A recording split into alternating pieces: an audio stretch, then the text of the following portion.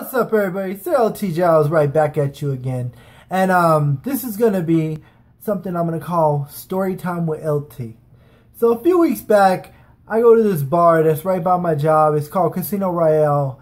And they have dollar beers, like Heineken's and stuff, and Budweiser's are like $2.50. But I drink the Michelob Ultras with a lime in it, and it's $1.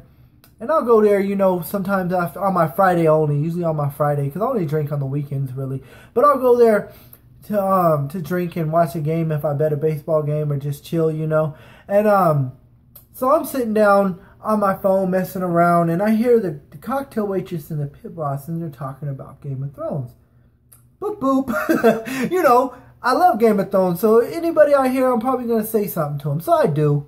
And, you know, they're all worried about, you know, Jon Snow and if he's coming back and stuff. And I start pointing out stuff in the book and stuff and telling them. And the girl said she had read the books, but she didn't really have a clue what I was talking about as far as the Jon Snow being in Melisandre's dream where he goes to a wolf, to a man, to a wolf. And I told him about the prologue and, you know, and just telling him that I truly believe that Jon Snow will be back.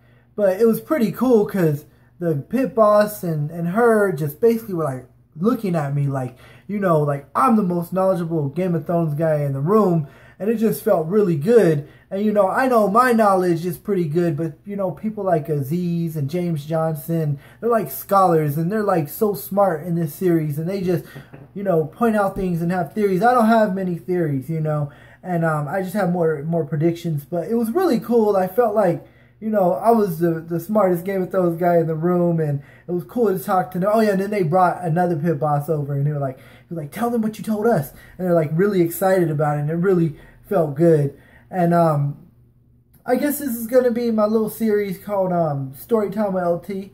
Could be all types of things. It's not always got to be about Game of Thrones. I might talk about stories that happened in my life, but this particular one was about Game of Thrones, and it was pretty epic, I might say.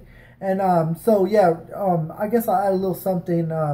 You know, I was walking through the Venetian and I saw a guy with a Targaryen shirt, and I just wanted to talk to him, but I didn't, of course. But you know, I thought it was pretty cool because you don't see too many people with Game of Thrones shirts too often. I mean, it's rare. Sometimes I do. Sometimes I've seen shirts at work or like places where it looks like a Kragan, and from far away, because, you know, that would be even more unique, because most of the time you'd see a Stark or a Targaryen or maybe even Baratheon, but it would be pretty cool to see a Kragan shirt. And if I saw somebody, I'd probably try and snap a shot or ask him if I can and show Don the Kraken Wick, because he's the biggest Kragan fan. But yeah, it's just a little story I want to tell you guys about. This is going to be my new series called Storytime with LT, and we'll see what happens in the future. You know, if something comes to mind, or, you know, if I want to talk about something in my life, I'll talk to it about you guys. But yeah, just a little story I have, and yeah, LT out.